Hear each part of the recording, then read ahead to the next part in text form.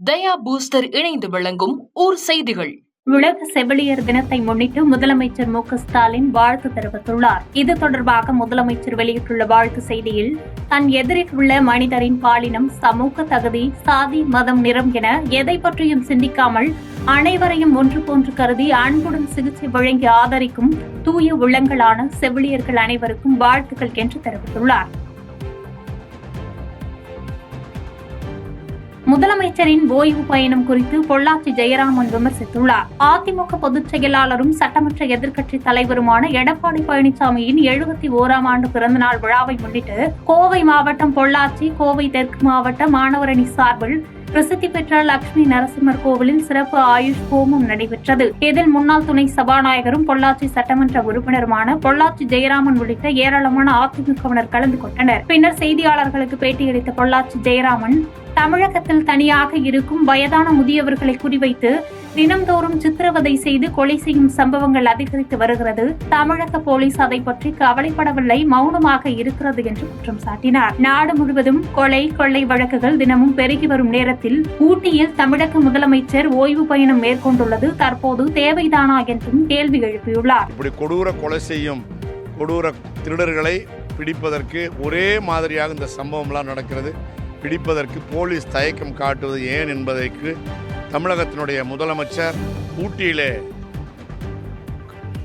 ஊட்டியிலே இன்றைக்கு ஓய்வெடுக்க சென்றிருக்கிற முதலமைச்சர் பதில் சொல்ல வேண்டும். தமிழகத்தில் இன்றும் நாளையும் கனமழை பெய்ய வாய்ப்புள்ளதாக சென்னை வானிலை ஆய்வு மையம் தெரிவித்துள்ளது. மேற்கு திசை காற்றின் வேக மாறுபாடு காரணமாக தமிழகத்தில் ஒரு சில இடங்கள், புதுச்சேரி மற்றும் காரைக்காலில் இன்றும் நாளையும் இடி மின்னல் மற்றும் மணிக்கு 40 கிலோமீட்டர் வேகத்தில் பலத்த காற்றுடன் மிதமான மழை பெய்யலாம் என்று தெரிவிக்கப்பட்டுள்ளது. கோவை, நீலகிரி, ஈரோடு, கிருஷ்ணகிரி, தருமபுரி, திருப்பத்தூர், வேலூர் ஆகிய மாவட்டங்களில் ஒரு சில இடங்களில் நாளை கனமழை பெய்ய வாய்ப்புள்ளது. சென்னை மற்றும் புறநகர் பகுதிகளில் இன்று வானம் ஓரளவு மேகமூட்டமாக காணப்படும் என்றும் ஒரு சில இடங்களில் இடி மின்னலுடன் லேசான மழை பெய்யலாம் என்றும் கூறப்பட்டுள்ளது.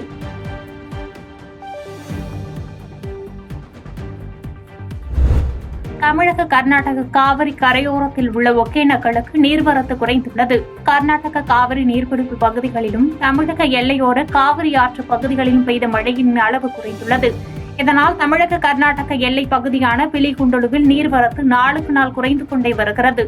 இந்நிலையில் நேற்று ஒகேனக்கலுக்கு 1500 கன அடியாக இருந்த நீர்வரத்து இன்று 1200 கன அடியாக குறைந்தது. இதன் காரணமாக சுற்றுலா பயணிகள் பரிசல் பயணம் மேற்கொள்ள ஆர்வம் காட்டி வருகின்றனர்.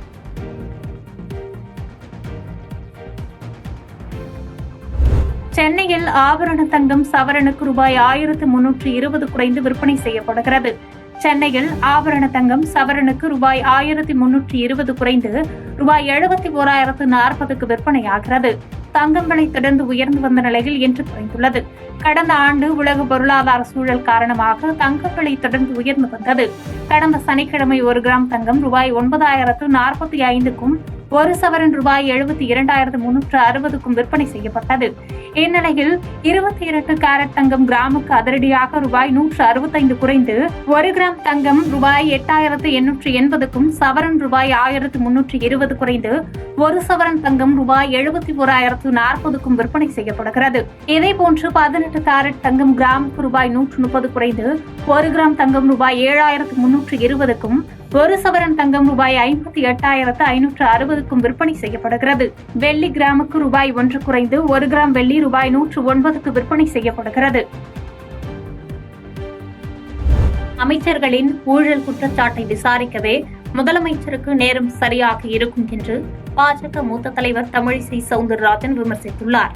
வேலூர் மாவட்டம் குடியாத்தம் அருகே கல்லூரியில் நடைபெற்ற உலக செவிலியர் தின விழாவில் பாஜக மூத்த தலைவர் தமிழிசை சவுந்தரராஜன் கலந்து கொண்டு பின்னர் செய்தியாளர்களுக்கு பேட்டியளித்தார். அப்போது பேசிய அவர், 500 வாக்குறுதிகள் கொடுத்த திமுக முக்கியமான வாக்குறுதிகள் கூட நிறைவேற்றவில்லை என்று குற்றம் சாட்டினார். மேலும் ஜனநாயக முறைப்படி சாமானிய மக்கள் பாதிக்காமல் தீவிரவாதத்தை ஒழிக்கும் பணியில் முன்னோடியாக பிரதமர் திகழ்கிறார் என்று தெரிவித்த அவர், இவ்வாறு செயல்படும் பிரதமரை விமர்சனம் செய்பவர்களை வன்மையாக கண்டிப்பதாக கூறினார்.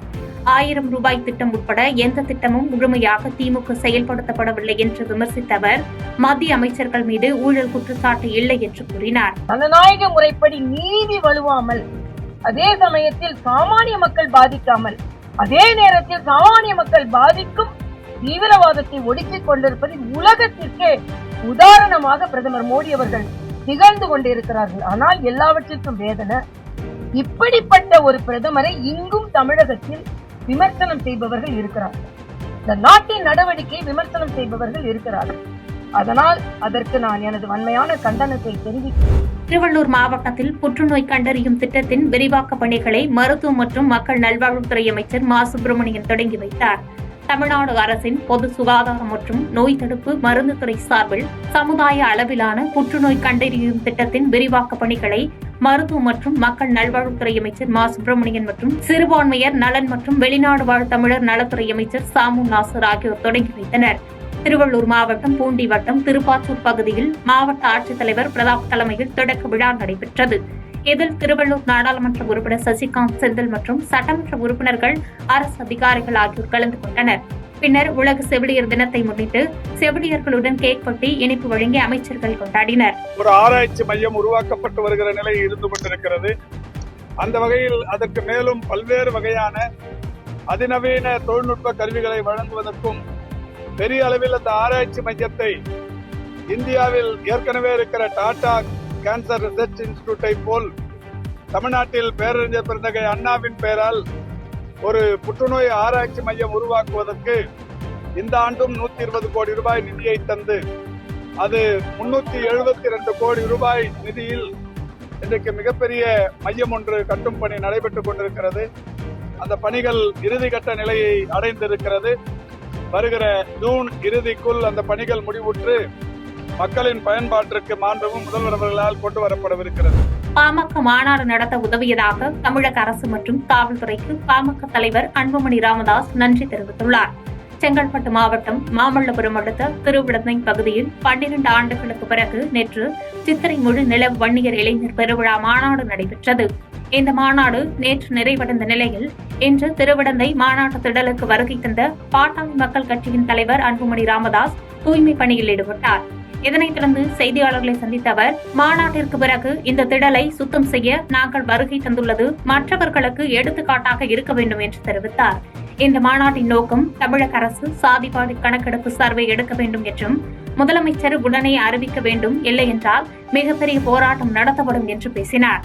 மேலும் இந்த மாநாட்டில் சிறு பிரச்சனை இல்லாமல் வெற்றிகரமாக நடத்த உதவிய தமிழக அரசு மற்றும் காவல்துறையினருக்கும் ஊடகத்துறையினருக்கும் நன்றி தெரிவிப்பதாக கூறினார்.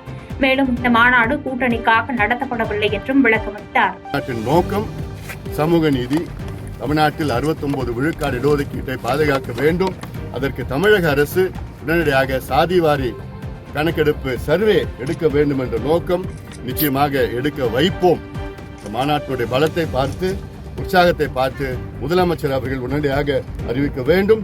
இல்லையேன் ஐயா அவர்கள் மிகப்பெரிய போராட்டத்தை அறிவித்திருக்கின்றார்கள். கண்ணகி கோயில் தொடர்பான பிரச்சினை குறித்து இரு மாநில அரசு பேச்சுவார்த்தை நடத்த கேரள அரசுக்கு கடிதம் அனுப்பியுள்ளதாக அமைச்சர் சேகர்பாபு தெரிவித்துள்ளார். தேனி மாவட்டம் கூடலூர் அருகே தமிழக கேரள மாநில எல்லையான வெண்ணேற்றிப்பறை மலை உச்சியில் அமைந்துள்ள மங்களதேவி கண்ணகி கோயில் சித்திரை பௌர்ணமி முழு நிலவு திருவிழா நடைபெற்றது.